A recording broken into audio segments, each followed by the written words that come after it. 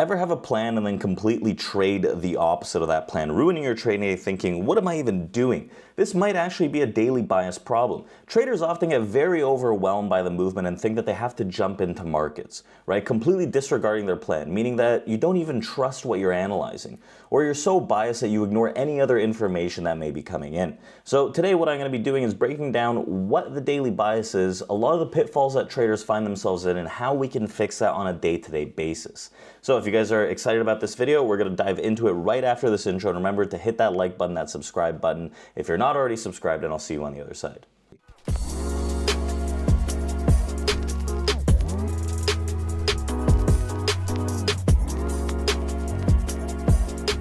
So first and foremost, what is daily bias? Daily bias is a trader's opinion of whether the market goes up or goes down or has the potential to do so in a single given day.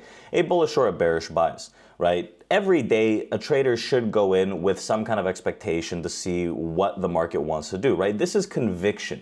It's not a hard onset thing where you live and die by the bias, right? If the market is going down 1-2% on an exaggerated example, it's not like I'm bullish and I want to just keep buying this, right? So in general, everyone has an opinion, right? There are hundreds of thousands of market participants out there, and they've all got different opinions of what the market might want to do on a day-to-day basis. And generally speaking, only the big players' opinions really matter. They're the ones that drive prices up or down. Your prime objective isn't to be right all the time, right? It's to be malleable with your thesis and be wrong fast. So this opinion shouldn't be a hard onset one, like I'm saying. If I want to be bullish on the day, I have to understand where that thesis can actually be wrong.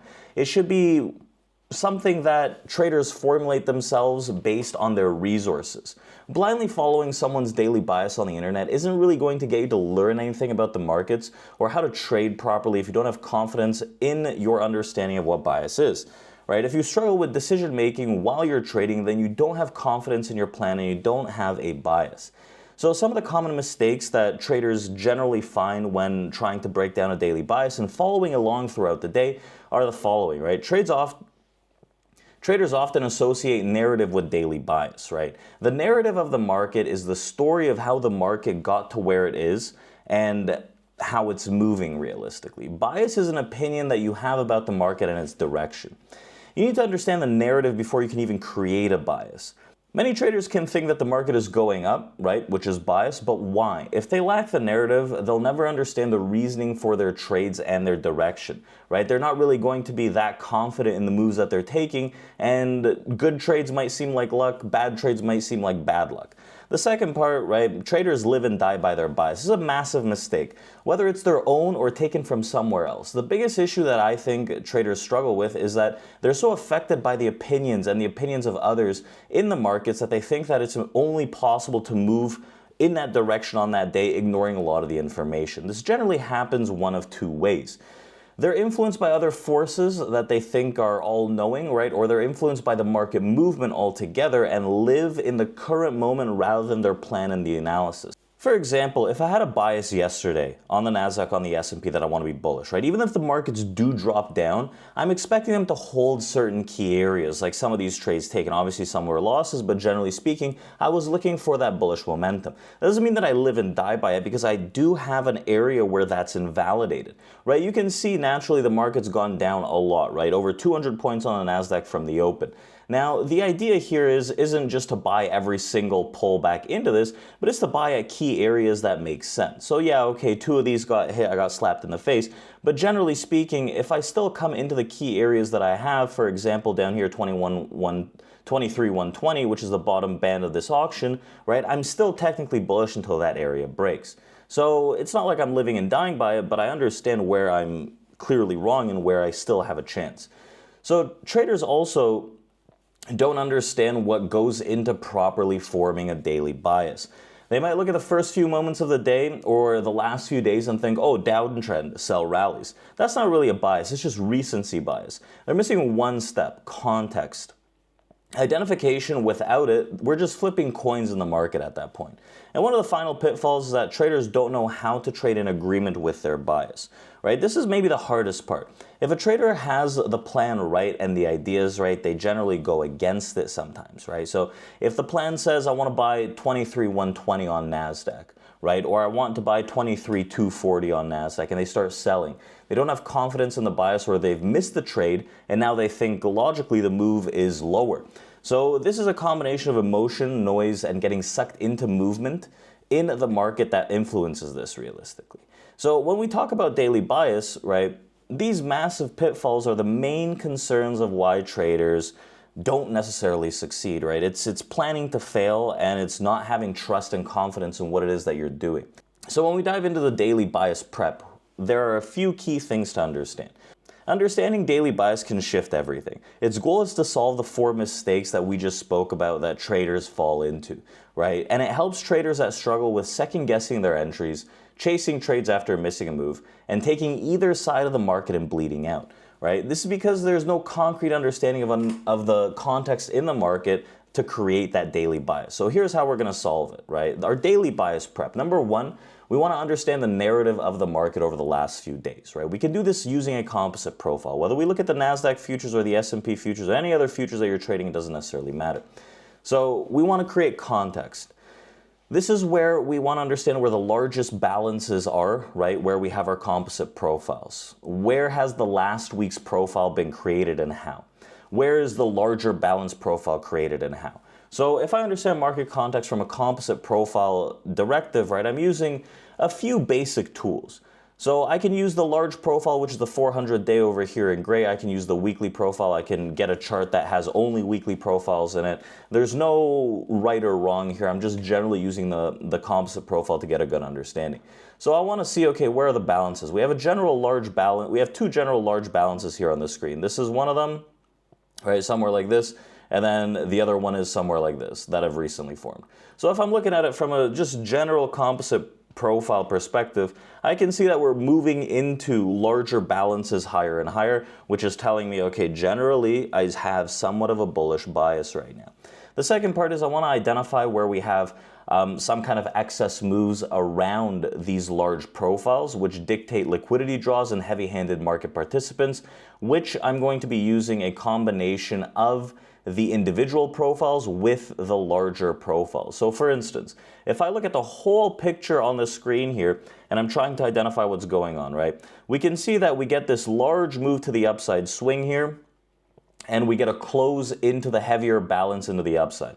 When we have a situation like that, when we move into a new balance area, that's bullish momentum, right? I can look at these individual days and say, okay, there's excess here, right, with a very, very thin volume profile, suggesting that we failed under this larger balance and moved back within, right? The liquidity draw over here pulls us higher, which allows for bullish momentum. And this super thin unfinished auction also tells us that, you know what, we might want to clean that up before prices want to make that continued move higher. So as things move on throughout the days, we get a move over here, even above this balance, which is very bullish. But, right, we have this very thin low volume area which we're trying to fill under. So the idea is, as long as we can hold above the balance, it's still bullish. If we move back within, it's temporarily bearish until we get to the bottom of the balance. So I can still look at things both ways. I want to understand the narrative, and that narrative allows me to identify where we have key areas to trade from and what the overall bias still looks like on the market. So even if I'm looking at both sides of things, bullish and bearish, if I have the key understanding of where those areas are, right, I can still say, okay, I want to be bearish under here, I can be bullish above here, right? It's still fine. I don't have to be unidirectional and be like, it's a buy only, it's a buy only, right? The third aspect of daily bias is order flow, right? Order flow directionality helps with the understanding where heavy-handed market participants are, right? Order flow is a great tool to help us understand where real powerful market participants have left their mark and want to create real market movement. Instead of me remembering where all the players are all over the place, where the big players are and whatnot have been over the last few days or weeks, I can look at a delta profile. I can zoom into the footprint to give me a better idea. But the delta profile allows me to see where clusters of heavier imbalances have taken place. This can support or negate the bias that I'm trying to build out. If I look at NASDAQ's delta profile here on a session-by-session basis, I get a very good understanding of what's going on, right? I understand that on the way up, we have some very important areas on that thin volume day of super, super thick, massive aggressive at the ask traders that have propped prices up, which is telling me that there's bullish momentum.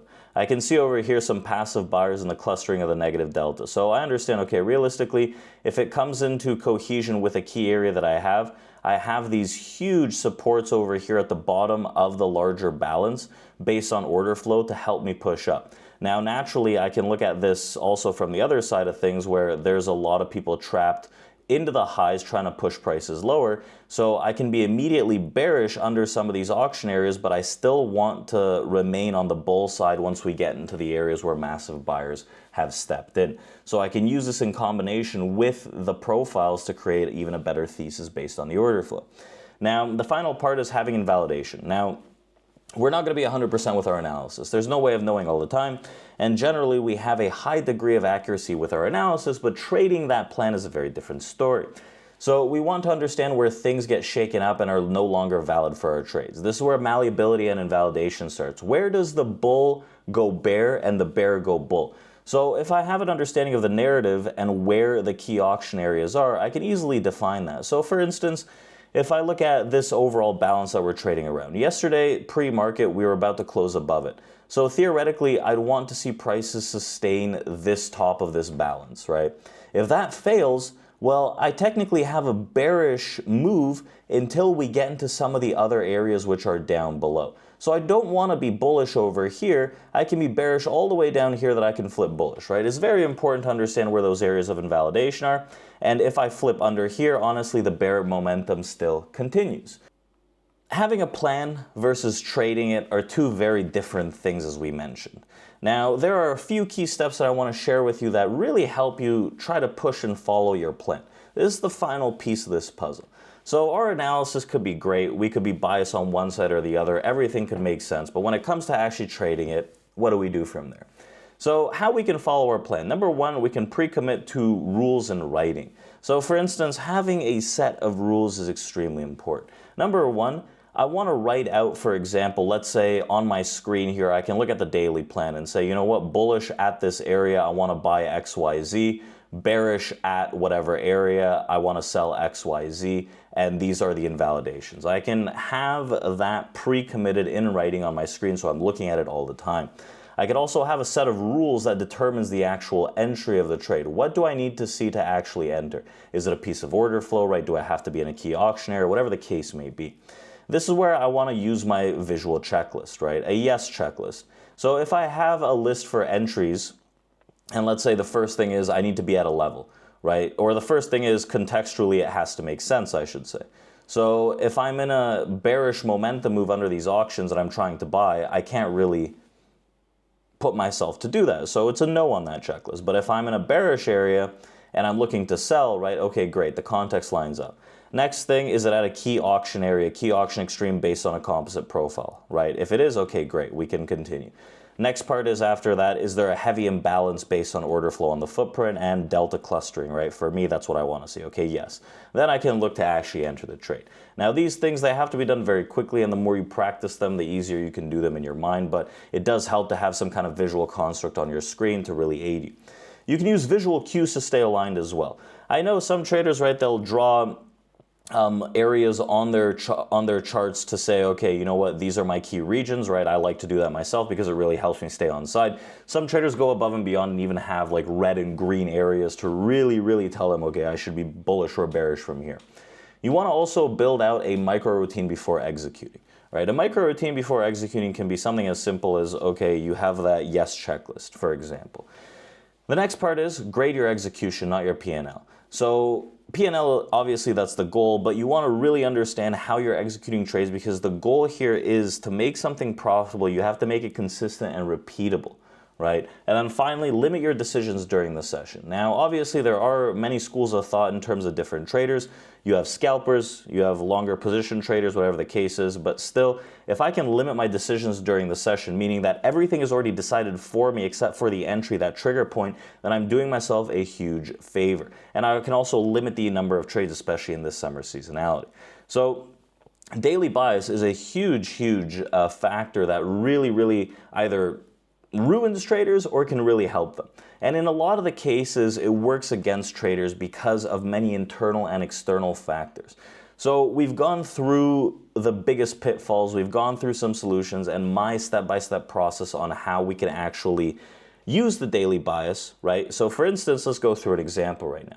So if I'm looking at this, right, even on today's session, over the last few sessions, this is how I'd create my daily bias. Number one, I'm setting up my main distribution areas based on this larger 400-day profile. I can look at the weekly profile and it gives me pretty much the same ideas. So if I'm looking at it from yesterday's perspective, realistically, I have a huge area over here and I have an area down here and down here. So if I look at it, I can see that the narrative is pretty bullish. The overnight session is about to close outside of this balance, which is technically bullish, right? So I have two schools of thought. I do want to remain immediately bullish above 23,310, let's say, and this is going to be my flip zone where the bear can come out if we actually fail it. The other factor is, well, realistically, I can look at the prior day over here and say, we have this heavy P-shaped volume profile with low volume, it's getting cleaned up. If we maintain under here, right, there's a tone of bearishness. So I can use this main area as the pivot to try to see if we can hold bullish or bearish in terms of that bias. So if I'm under that, I still can have areas where I'd want to buy. The main area that I want to buy is down here into the auction bottom where we saw, right, what did we see? We saw that order flow set up from last week that had very, very heavy positive delta, which is telling me, you know what, there is monstrous buying that was left behind in and around 23,120. That shot prices higher, right? So I want to see if I can maintain that area. It's also the auction bottom. So I can build that out and say, I have my areas of invalidation, I have my general bias, right? Obviously, if we lose this area, I'm not very bullish anymore, but that's my last straw for the bull. Under here, I should be bearish, and then we can play on that balance. After that, we have our checklist, we have our rules. We want to follow those for the execution, right? So as is, some of the trades on the day yesterday that actually shaped up. So again, with that daily bias, realistically, everyone makes mistakes. So I took a long as we were getting into the bearish bias, right? We had a minor area over here as well, but the key area was to get long here. After the bounce off that area and two losses, we're looking for the continuation into the attempted acceptance in the top of that distribution area. So even with the daily bias, right, you really, really want to make sure that you're aligning yourself with that and your checklist so that you can come out on top and not make initial mistakes and continue progressing through it. It's impossible not to make mistakes, right? After you make mistakes, if you do make mistakes, you want to recenter and go back to the plan, to the daily bias, go through the checklist and make sure that you're on side of things, right? It's a reset, continuous reset over and over again. So if you guys thoroughly enjoyed this video and understand daily bias a lot better, the way that I go about it based on auctions, auction market theory, as well as order flow, drop a like, hit that subscribe button if you're not already subscribed, and let me know what other videos you'd like to see.